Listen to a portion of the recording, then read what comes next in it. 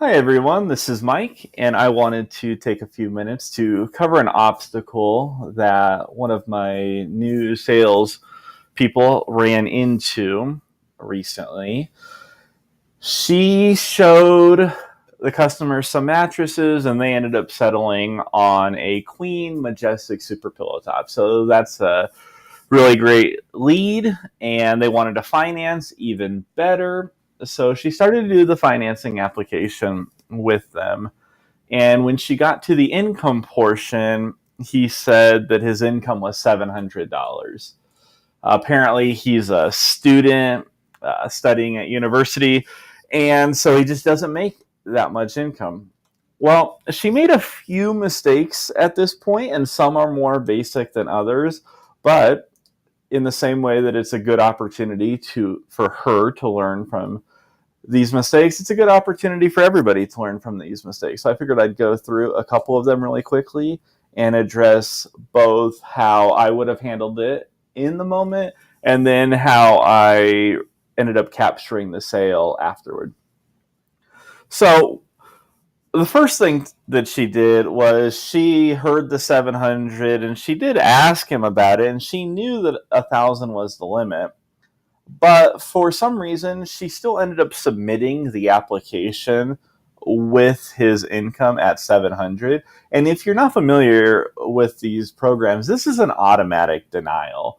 And so there was absolutely no reason for her to submit the application. Not only did it take more time with the customer, it hurts our approval rating, and that could, in theory, affect future approvals.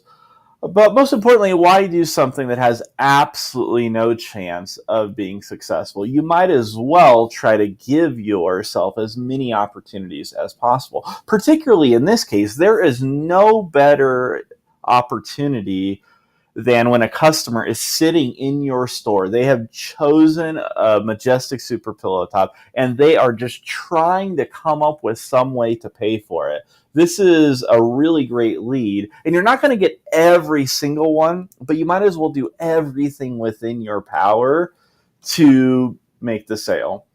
So, what I told her and what I would tell anyone is that we can't tell the customer to lie to us. We can't tell the customer to commit fraud on their application. That said, I want to do everything ethically and legally permissible in order to get that customer to tell me the magic number, which is 1,000 or higher. So, one of the things you can do is ask him how he came up with that number, that 700 number. How often does he get paid? Does he get paid every 2 weeks? And he's saying, oh, well, I get about 350 every 2 weeks.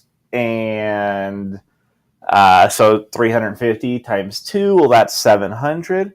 Well, sure, but remember, there are more than 4 weeks in every month. There's four and a third week, so it's probably already a little higher than seven. Also, how is he calculating that numbers before tax, after tax? Like, what does he get paid? What's his hourly rate? How many hours does he get?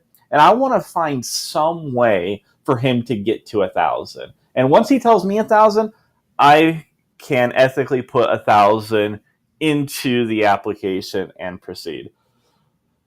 If we can't get him there anyway, now I'll start looking. Does he have any other sources of income? So he's a student. He probably doesn't have retirement, but does he have any other sources of income? Does he ever do any tutoring that he gets some income from? Does he drive for Lyft and Uber sporadically and get a few extra bucks from that? Is he doing any sort of work study program? Maybe they're paying him in the form of scholarship, but he's still working in order to get that income. Are there any other forms of income that he might have? Alimony, maybe he's getting some sort of spousal support, right? Is he getting any other sort of income that can get us up to that $1,000 mark? Let's say all of that is no. And by the way, the answer is usually yes. But let's say all of it is no. Okay. Well, the next thing I asked my salesperson was, Was anybody with him? Sure enough, a girlfriend was with him. And so I asked her, well, how much does the girlfriend make? And my salesperson didn't know the answer, which means that she didn't ask that question. But that's certainly something we want to ask. Or in the moment, the guy is desperately trying to qualify. He doesn't have enough money to qualify, but we have another adult standing right next to him. Maybe she makes some money. Do they share income? Do they share a checking account? Maybe she makes more than 1,000. Maybe we could just put it in her name. Maybe they share a checking account, and I could say, well, what's your as a group? What's your income? Maybe they tell me a higher amount. Here's the thing: these people who make really low amounts, Acima, Snap, West Creek, anybody might still choose to deny them, but they are for sure getting denied if we say 700. So we might as well make Acima deny them rather than just deciding or just accepting that they're not going to qualify. So again, I would have started with his income, tried to find some more income, trying to find a way to get him to 1,000. Then I would have shifted to her. Does she have income? Maybe neither of them have income. So the next question I asked my salesperson was, well, do either of them have parents that they have a good relationship with? I can't tell you how many, but it could be 24 cases where college-age kids weren't able to qualify, but I was able to get them to have their mom or their grandmother or father or somebody fill out an application on their behalf, and then the parent buys the mattress. I don't care how the parent and the child end up working out the finances among themselves, but if they have a good relationship with their parent and their parent's willing to do that for them, why not sell the mattress to the parent and let the child and the parent figure out how to cover it? So that's the next thing I would ask. And we got two people here. There are potentially 4 or even more parents or grandparents or aunts or uncles who might have been willing to buy this mattress for them, but we didn't explore any of those opportunities. And it doesn't even have to be them. I've had an ex-husband bought a mattress for his ex-wife just because out of the goodness of his heart, he filled out the application so that she could get a mattress. So it doesn't hurt to ask these sorts of questions.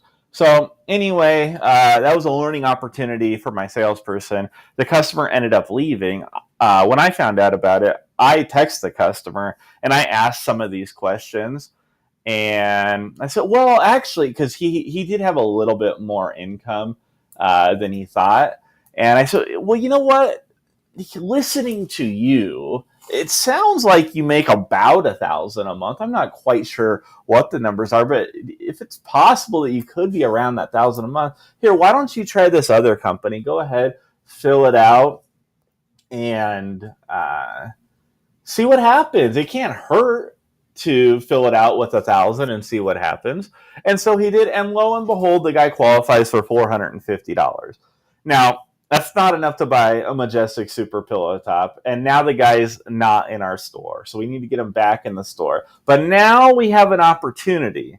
Maybe we're selling him a lower-end mattress. Maybe he and his girlfriend together can come up with some cash and combine it with their financing. But at least we have a chance for a sale now. When we just hear that the guy's income is $700, submit an application, get a denial, and then send him on his way, now we have no chance for a sale. So that was a good learning opportunity for her. It was an opportunity for me to make sure that I'm doing a better job training, and hopefully it's an opportunity for you. Maybe something in here stuck out to you and you can use it in future transactions. Okay, talk to you all again soon.